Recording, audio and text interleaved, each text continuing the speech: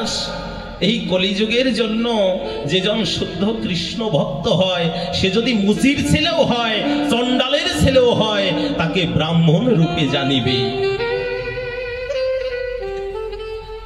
যেই জন কৃষ্ণ ভজে সে বড় চতুর। যেজন কৃষ্ণ ভজন করে, কলিযুগের জন্য যেজন কৃষ্ণ চরণে আত্মসমর্পিত চিত্ত করে, যেজন কৃষ্ণ বলতে পারে, কৃষ্ণ ভজন করতে পারে, সে যদি চণ্ডালও হয়, চণ্ডাল চণ্ডাল নহে যদি কৃষ্ণ ভজে, ব্রাহ্মণ ব্রাহ্মণ নহে যদি কৃষ্ণ তেজে।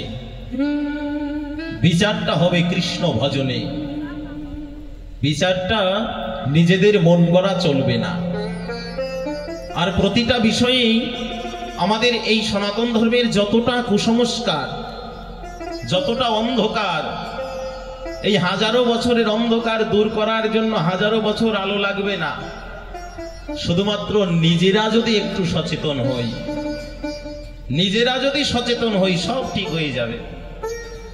আপনি ভক্ত হয়েছেন, আপনি খুব ভালো শাস্ত্র গ্রন্থ পড়েন, আপনি জানেন সত্য, কিন্তু এইবার যখন পিতামাতার দেহ রাখার সময় হয়ে গেছে বা দেহ রেখেছে, তখন আপনি বাধ্য হয়ে কিন্তু তাদের শরণাগত, তাই না বাবা? অনেক সময় বলে থাকি পাপ কো, শাস্ত্রে কি বলছে জানো? শুদ্ধ সিদ্ধান্ত দিলে নহে মনুষ্য জীব, সদ ব্রাহ্মণকে তুমি যাহা কিছু দিবে ওটা ভক্তের প্রদত্ত উপহার ভগবান পর্যন্ত নিয়ে নেবে, ভগবানও গ্রহণ করবে, কিন্তু অযোগ্য পাত্রে যাহা কিছু দেওয়া হয় ওটা কভু পূজার উপচার নয়। এই কারণেই পবিত্র কুলে জন্মগ্রহণ করে এখনো পর্যন্ত যারা কুলের অহংকারকে রেখে দিয়েছি, ও নিচু জাত, ও ছোট জাত, ওর কাছে যাওয়া যাবে না, ওর তা খাওয়া যাবে না, ওর নিকটে যাওয়া নিষেধ, এই বিভ্রান্তিকর যারা ছড়াচ্ছি, আদতেও তারা চৈতন্য মহাপ্রভুর অনন্ত কালেও কৃপা পাবে না, পাবে না, পাবে না। কারণ মহাপ্রভুর বিশেষ আন্দোলন ছিল এই সমস্ত কিছুকে একাকার করে দিয়ে সবাই যাতে এক ভজন করতে পারে, এক মাদুরের তলায় বসতে পারে, কিবা পুরুষ, কিবা নারী, কিবা বালক, কিবা জ্যেষ্ঠ, কিবা কনিষ্ঠ, কেউকে বাকি রাখে নাই, সবাইকে এক প্রেমের প্লাবনে ভাসিয়েছে। সে যদি এমন হয়, এর থেকে বড় কেউ আছে?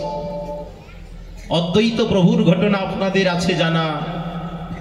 অদ্বৈত প্রভু যখন তার পিতৃ শ্রাদ্ধ করিয়েছিল, ওই শ্রাদ্ধের শ্রাদ্ধন্য একজনকে সৎ ব্রাহ্মণকে দিতে হয়, নতুবা নয়। অদ্বৈত প্রভু তো পণ্ডিত ব্যক্তি, যিনি সাক্ষাৎ মহাবিষ্ণুর অবতার, সাক্ষাৎ শিবাবতার যিনি, সেই গুণাবলী ব্যক্তি বিশিষ্ট, এই তো স্বাভাবিক ক্ষীণ মনুষ্য নয়। সেই শ্রাদ্ধের অন্ন দেওয়ার জন্য আর কাউকে দেখছে না, সৎ ব্রাহ্মণ পাচ্ছে না, শুদ্ধ ব্রাহ্মণ খুঁজে পাচ্ছে না। কি করেছিল জানেন? আপনাদের আছে জানা, হরিদাস ঠাকুরের করকমলে দিয়েছিল তাহা। ইহা দেখিয়া অনেকের মনে সন্দেহ হয়েছিল, তাহলে এটা কেন হয় গো? জগতের বুকে সেই সিদ্ধান্ত দেবার তরে চৈতন্য মহাপ্রভু দেরিয়ে বলেছিল, অদ্বৈত প্রভু যেটা করেছে এটা উত্তম, কারণ এই পবিত্র যুগে যার ভজন শূন্যতা হয়েছে, যিনি পবিত্র ভজন কর্মে যুক্ত নয়, শুধুমাত্র বর্ণের অহংকার নিয়ে চলে, তাহাকে কভু ব্রাহ্মণ বলা যায় না। এই কারণে হরিদাস ঠাকুরকে দিয়েছিল। প্রতিটা বিশ্ব মানবের এই গণ্ডি চিন্তা থেকে বেরিয়ে আসতে হবে এবং প্রত্যেককে সেই ভজনমুখী করবার জন্য, ভজনের সিদ্ধান্ত জানানোর জন্য চৈতন্য মহাপ্রভুর বিশেষ আন্দোলন ছিল। শুধুমাত্র কৃষ্ণ বলেছে তাই নয়, এই আগাছাগুলো, ওই ক্যান্সার ব্যাধিগুলো না ছাড়তে পারলে কখনোই সেই কৃষ্ণ বলার শুদ্ধ রীতি আসবে না।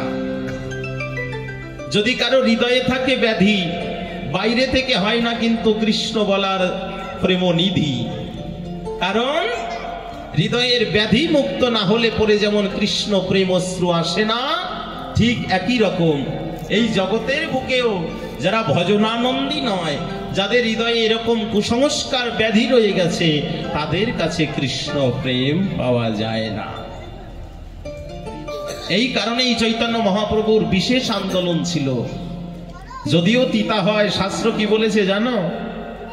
বুঝো বা না বুঝো পর গীতা, আর খাও বা না হও একবার হলেও খেয়েও তিতা।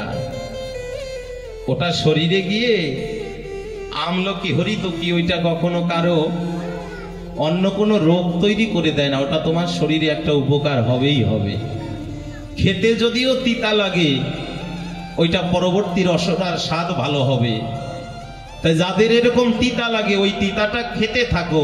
তিতা খেতে খেতে ওই তিক্ত পথ থেকে বেরিয়ে মনের সরলতা এনে সকলকে এক বুকে নিয়ে এক মাদুরের পরে এক জায়গায় দাঁড়িয়ে সবাই যেন একভাবে হরিবোল বলতে পারি।